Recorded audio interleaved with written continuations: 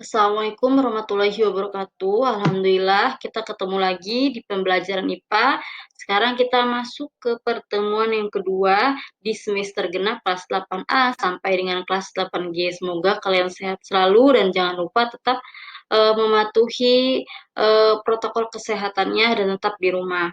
Oke, untuk materi pertama yaitu kita akan masuk ke bab pertama, yang bab 1 ini lanjutan dari bab 1 yang kemarin, yaitu tentang aplikasi konsep zat dalam makhluk hidup. Kalau yang kemarin itu tentang tekanan zat, sekarang itu aplikasinya, aplikasi konsep zat dalam makhluk hidup. Kita bahas.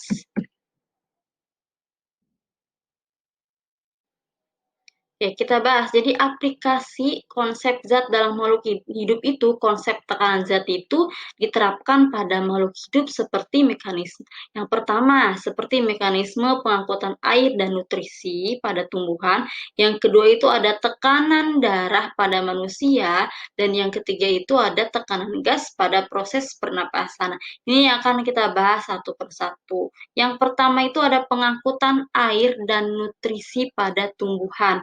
Jadi pengangkutan air nutrisi pada tumbuhan itu, pengangkutan air dan nutrisi pada tumbuh untuk apa? Untuk prosesnya fotosintesis. Adapun mekanisme pengangkutan air dan mineral yang seperti yang pertama itu pengangkutan air dan nutrisi pada tumbuhan. Nah, yang ini untuk pengangkutan air dan mineral yang larut di dalamnya naik dari akar ke bagian tumbuhan yang lebih tinggi dan diedarkan ke bagian seluruh tubuh. Jadi kan pengangkutan air dan mineral ataupun nutrisi ini kan awalnya oleh rambut akar. Dari rambut akar ini nanti akan diserap oleh silum di bagian akar, masuk ke bagian batang dan ke bagian daun untuk proses fotosintesis. Ini udah dijelasin di materi sebelumnya ya tentang pengangkutan air, daya kapilaritas dan sebagainya. Terus yang pertama itu adanya daya kapilaritas batang.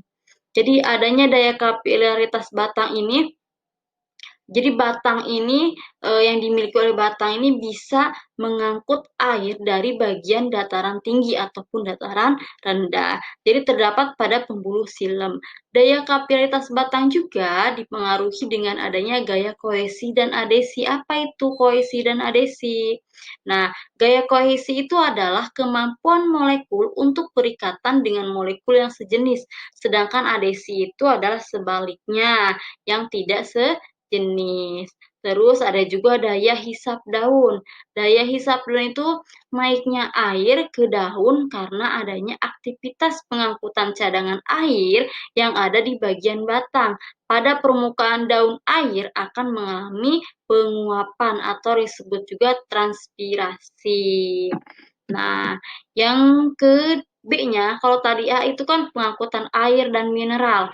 Yang B itu adalah pengangkutan nutrisi pada tumbuhan. Kalau pengangkutan air dan mineral itu dilakukan oleh si silem di bagian akar menuju ke bagian daun untuk proses fotosintesis. Dari proses fotosintesis akan menghasilkan nutrisi. Nah, kita bahas nih, pengangkutan nutrisi ataupun hasil dari fotosintesis berupa gula dan asam amino. Jadi ke seluruh tubuh tumbuhan dilakukanlah oleh floem. Jadi akan diedarkan lagi ataupun akan diangkut ke bagian seluruh tumbuhan itu oleh floem. Jadi hasil fotosintesis yang terletak di daun itu akan diedarkan. Secara apa? Secara osmosis. Yang kedua, tadi yang pertama itu tentang mekanisme pengangkutan air, nutrisi pada tumbuhan. Yang kedua itu ada tekanan darah pada sistem peredaran darah manusia. Oke, kita bahas yang kedua adalah tekanan darah pada sistem peredaran darah manusia. Jadi manusia itu kan memiliki sistem peredaran darah secara tertutup, sebab darah yang mengalir berada dalam pembuluh darah. Hal tersebut sesuai dengan hukum Pascal yang mengenai tekanan yang terdapat pada ruang tertutup seperti bagian pembuluh nadinya kan tertutup oleh bagian-bagian tubuh kita. Terus tekanan darah di bagian aorta akan sama dengan tekanan darah pada arteri atau pembuluh nadi. Hal tersebut sama bunyinya seperti hukum Newton. Jadi hukum Newton itu kan Hal tersebut sama bunyinya seperti hukum Newton yang menyatakan bahwa tekanan yang diberikan dalam ruang tertutup itu akan diteruskan ke segala arah dengan besarnya yang sama. Terus lanjut. Proses terjadinya peredaran darah. Nah, jadi proses terjadinya peredaran darah itu ada dua. Yang pertama jantung berkontraksi dan yang kedua itu ketika jantung berelaksasi. Kalau yang jantung berkontraksi itu yang menyebabkan darah dipompa masuk ke dalam pembuluh nadi sehingga tekanan darah itu menjadi maksimum atau disebut juga tekanan sistol. Nah, sedangkan yang sedang berelaksasi yang menyebabkan tidak adanya pemompaan darah sehingga tekanan darah itu menjadi minimum atau disebut juga tekanan darah diastol. Oke, yang ketiga, yang terakhir ini ada tekanan gas pada proses pernapasan manusia.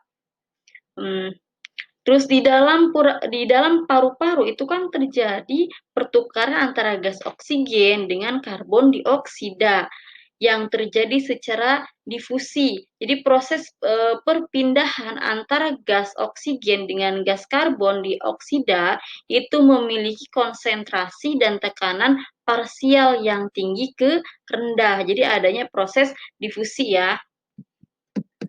Terus jadi kalau apa sih yang maksud dengan tekanan parsial? Jadi tekanan parsial itu adalah tekanan yang dihasilkan oleh gas tertentu dalam campuran gas tertentu. Jadi campuran oksigen dan karbon dioksida itu merupakan tekanan parsial yang terlarut dalam darah.